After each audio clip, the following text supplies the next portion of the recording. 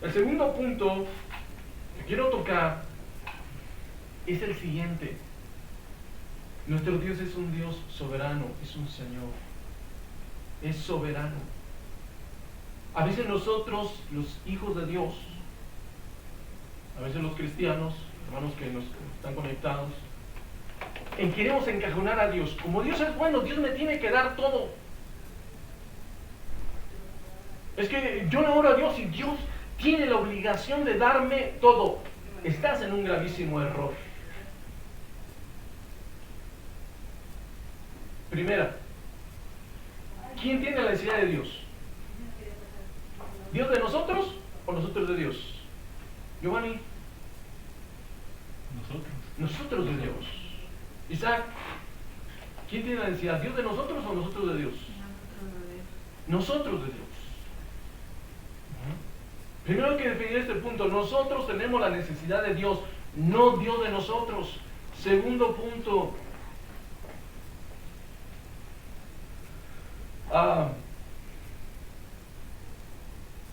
¿Qué dirías? ¿O qué harías tú? ¿O cómo te sentirías tú? Si bien el presidente de la República, ahorita que es Obrador, viene a tu casa, ¿qué harías tú? ¿Qué es lo primero que percibirías en tu casa? ¿Qué es lo primero que dirías? ¿Qué es lo primero que mirarías? ¿Ves que entra el presidente? ¿Qué es la primera reacción que harías? Atenderlo, recibirlo. ¿No es cierto? No. Saludarlo. No. Lo primero es que te sorprenderías. Lo segundo que vendría a tu mente no es saludar, no es: mi casa está tirada, qué cochinero tengo. Qué pena. ¡Qué vergüenza! Lo segundo que tendrías es vergüenza, porque te darías una idea, el lugar donde tú vives. ¿Cómo? El presidente viene a mi casa y en qué lugar vivo. Y estarías nervioso y entonces te reaccionarías y dirías: bueno, pásele, le voy a servir algo. Y vas a tu casa, y en mi casa tenemos muchos vasos recortados de botella, y vas a ver mi vaso de plástico y ya por ahí queda uno que otro bueno de esos de fábrica, bonitos. Y lo primero que haría: ¿en qué le sirvo? ¿Agua? Y voy a salir con mi jarra de plástico. Digo: ay, Señor, y es el presidente, qué vergüenza. Y mando por unos refrescos. No, pero ¿cómo que unos refrescos? ¿Y en qué le sirven los vasos de plástico? Dios mío, te darías cuenta de la situación real de tu existencia. Amén. Porque empezamos a ver niveles. Ahora, date una idea de lo que es la soberanía de Dios. ¿Quién tiene que humillarse delante de Dios? ¿Dios ante nosotros o nosotros ante Dios? Pues nosotros. ¿Quién? ¿Quién me contesta? ¿Por qué? Porque estamos delante de un soberano y a veces nosotros no alcanzamos a comprender el valor de lo que Dios hizo por nosotros. No lo entendemos, no lo comprendemos. ¿Quién se humilló? Jesús, siendo rey, siendo soberano, se humilló hasta lo sumo, haciéndose obediente y obediente en la cruz. ¿Por qué? Gloria a Dios, aleluya. Por una gente rebelde que a veces no quiere hacer caso, que quiere hacer lo que le viene en gana y que quiere hacer lo que le gusta, y por eso vino. Qué vergüenza de nosotros como creación, de nosotros como hijos de Dios, que queremos hacer siempre lo que nos conviene, lo que queremos, sin tomar en cuenta a Dios, sin darnos cuenta que el soberano Dios de los ejércitos se humilló a sí mismo y vino a pagar un precio. Amén. Que no debía, inmerecido.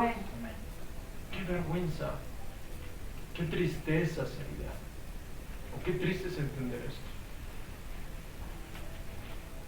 Y a veces peleamos con Dios: Señor, pero ¿por qué no me escuchas? ¿Por qué no me das? ¿Por qué yo te pedí y no haces esto? ¿Por qué no haces como yo quiero? Porque Dios es soberano. Lo que no hemos entendido, que los que tenemos que humillarnos somos nosotros. Él no tiene por qué venir ya a buscarnos, sin en cambio lo hace. Así es. Sin en cambio lo hace. Y aquí es lo que yo me detuve. Dice claramente que guardes el mandamiento sin mácula ni reprensión hasta la aparición de nuestro Señor Jesucristo. ¿Y quién es Él? El cual en su tiempo mostrará el bienaventurado y soberano Dice, quien mostrará el soberano Rey de reyes y Señor de señores, el único que tiene inmortalidad, que habita en la luz inaccesible, en quien ninguno de los hombres ha visto ni puede ver, el cual sea la gloria o la honra, el imperio siempre eterno. Gloria a Dios. Soberano Rey. Si te pones a pensar un poco y te das cuenta que invitas al Rey de Reyes a tu corazón y a tu vida, que entre un momento a ti, ¿no te pasaría lo mismo que si en el ejemplo que te puse del presidente Andrés López Obrador? ¿No te daría vergüenza que viera todas las cosas que hay dentro de ti, todos tus pensamientos y todas las cochinadas que haces? Que tratas de ocultarte de los ojos que te ven, pero estás descubierto ante los ojos del cual no puedes esconder nada.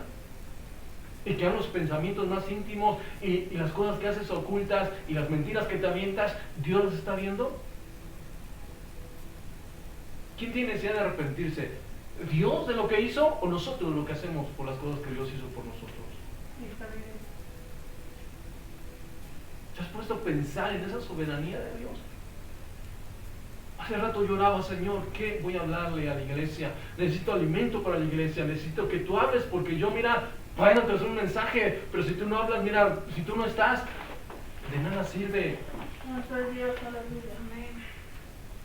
Y en ese momento me puse a pensar y oraba al Señor, le decía, Señor,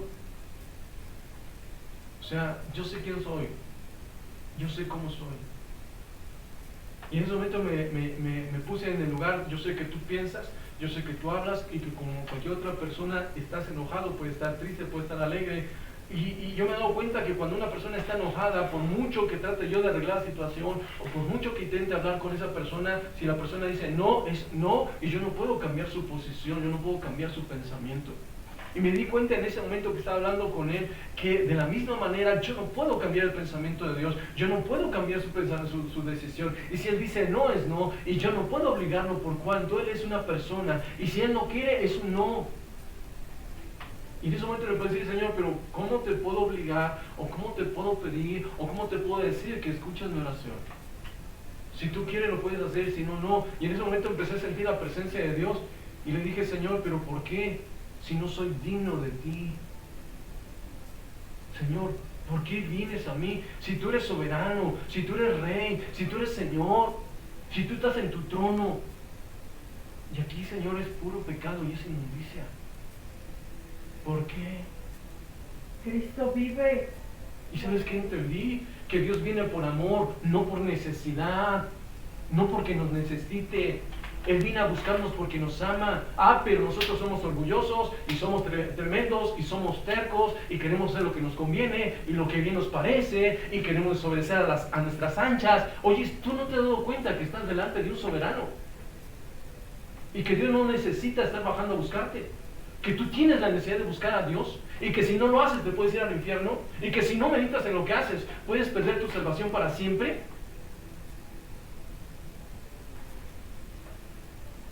Es soberano y no tiene necesidad de venirse a humillar para buscarte a ti. ¿Y sabes qué hace que Dios quite esa soberanía, esa posición de autoridad y esa autoridad que tiene y esa decisión que dice, se hace esto porque se hace por cuanto yo soy Dios, porque Él tiene toda esa libertad? ¿Sabes qué es lo que hace que Dios haga a un lado todo eso? Ese amor que tiene por ti. ¿Y qué haces tú? ¿Y qué hace la iglesia? ¿Qué hace el pueblo de Dios? Se enoja, hace berrinche, manotea delante de Dios. Y le dice, no me hable, Señor, yo quiero andar así, Señor. Oye, ese es soberano, ¿cómo vas a tratar a un soberano así? ¿Cómo vas a ofenderle su cara? Los reyes de la antigüedad, ¿saben qué? Este vive y este no vive. Y si en cambio Dios, siendo soberano, a veces pasa por alto tus acciones, porque te ama y nosotros malentendemos las cosas. Y a veces no nos hemos dado cuenta que ahorita es tiempo de la gracia. Aquí es el tiempo de la gracia que Dios está hablando por amor, por amor, por amor. Pero llegará un momento que el Señor vendrá a juzgar a la tierra con vara de juicio, vara de hierro, donde no habrá misericordia. Mientras tienes vida en misericordia, mientras entiendes la palabra en misericordia, el día que tú te endurezcas, el día que quieras hacer tu vida, el día que des la espalda a Dios, Dios te dará la espalda a ti. Y si mueres en pecado, no vas a ser juzgado con misericordia. Vas a ser juzgado con una vara de hierro, en la cual se acabó la misericordia. Dios es bueno, gloria a Dios. Donde se acabó la Aleluya. misericordia, porque estamos delante de un soberano. Un soberano. Vuelvo a repetir, es soberano. Nosotros lo queremos encajonar, lo queremos hacer de, ay, Dios, como es mi Dios, me tiene que dar todo. No. Si tú agradas a Dios, Dios te va a dar bendición para que seas feliz. Dios te puede dar riquezas, Dios te puede dar lo que tú necesites. Porque Dios quiere que seas feliz.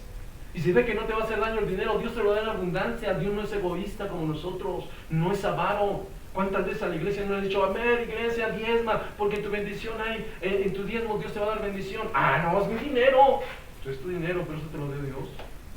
Cristo vive. Y no es que quiera tu dinero, pero muchas veces la iglesia retiene la bendición económica y las bendiciones de prosperidad porque retiene egoístamente algo que le pertenece a Dios. No, pues se lo voy a dar al pastor. ¿A ti qué te importa si se lo das al pastor o no? Es de Dios, no es del pastor, entiendan esto. Ese pacto, ese dinero pertenece a Dios, no me pertenece a mí. Y Dios va a hacer con él lo que él quiera. Él lo puso en la escritura. Somos tan egoístas a veces y somos tan faltos de entendimiento que nosotros actuamos como queremos y hacemos lo que queremos y como nos place y como deseamos. Pero estás delante de un soberano, el cual no tiene ninguna necesidad de venirte a buscar, porque Él no te necesita a ti ni necesita a mí. Y tal lo dice la escritura, cuando vinieron los soldados a prender a Jesús, Pedro sacó su espada, y era hombre valiente porque venía un ejército, venían bastantes hombres a prender a Jesús. A él no le importó qué tan valiente era Pedro, sacó su espada y dijo, vamos a darnos, y le cortó la oreja a un soldado. Y Jesús lo paró, párate. No creo que haya sido, a ver, salió Pedro y no. ¿Cómo se hacen los alborotes cuando hay una riña de dos personas? ¿Cómo se junta la gente? ¿Cómo agarran piedras? Yo creo que de la misma manera estaba preparando ese momento porque era un momento tenso. Y le cortó la oreja al soldado. ¿Crees que los otros no iban a responder? Cuando estás en un equipo de fútbol y tú ves, están jugando y uno le pega al otro, le da una patada, llegan los demás y agarran a ese que golpeó a su compañero. Le habían cortado la oreja. ¿Crees que iban a estar bien tranquilos? No, llevan a empezar a atacar a los apóstoles. Pero en ese momento dijo el Señor, paren, Él los detuvo. Y le pegó la oreja. Y se volteó a Pedro y le dijo, ¿qué no sabes? ¿Qué no entiendes? ¿Que yo puedo pedir una legión de ángeles para defenderme? Una legión de ángeles está compuesta parece que de 3,000 a 6,000 elementos. Una legión. Oye, ¿para qué quiere una legión del Señor? Con un solo ángel estaban matando, dice la escritura, un montón de israelitas por su rebelión. Cuando sale el ángel desenvainando la espada ahí entre el pueblo y muriendo un montón de gente, con uno solo. O sea, nosotros, Dios no nos necesita a nosotros, debemos de entender que nosotros necesitamos a Dios. Amén. Que tú necesitas a Dios en tu vida, que tú necesitas que Dios sea contigo, que tú necesitas rogar cada día para que Dios te ayude, que tú necesitas que Él tenga misericordia de ti porque Él es soberano. Si Él dice hasta aquí. Gloria a Dios. Hay gente que no llega a vivir ni siquiera nacen con vida. Entonces dijo, hasta aquí no vas a vivir. Si tú no me crees, ahorita la escritura dice que cuando David pecó contra Dios, metiéndose con Betsabé, venía un hijo. Este niño después que nació se enfermó. Y David, sabiendo que Dios podía cambiar un pensamiento y que Dios podía determinar sobre la vida de ese niño que estaba en las manos de Dios, se puso en ayuno y oración.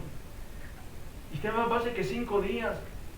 Y llegó un momento que Dios estaba pidiendo a él que Dios hiciera algo al respecto. ¿Y qué hizo Dios? Se llevó al niño. Los discípulos del rey se acercaron ahí y estaban murmurando entre ellos, ¿cómo le decimos? Y mira, con esto que se enfermó el niño, lleva 5 días sin comer, se nos va a morir. Dice que David entendió que había muerto el niño por la conversación de sus siervos. Dice que en ese momento se levantó, se bañó, se rasuró, y dijo, hasta aquí. Entendió, y David sabía que Dios es el que tiene la última palabra. ¿Tú sabes la última palabra para tu vida, Berenice? ¿Tú sabes la última palabra para tu vida? Tú, Isaac, tú. Usted sabe. ¿Y por qué no tiene temor de Dios?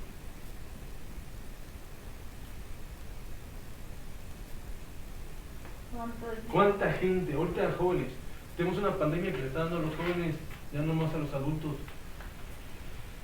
¿Y ustedes cómo están? ¿Orando a Dios para que sean librados de esto o haciendo lo que ustedes quieren? Iglesia del Señor, tenemos una pandemia que le está dando a personas vacunadas y no vacunadas. ¿Cómo estás? ¿Estás pidiéndole al Rey de Reyes, Señor de Señores, que tenga misericordia de ti y que te libre de esta pandemia, o estás igual en una oposición contra Dios? Es tan tremendo eso lo que dice la Escritura. La Escritura dice horrenda cosa, es que en manos de un Dios vivo. Así es, gloria a Dios. Horrenda cosa.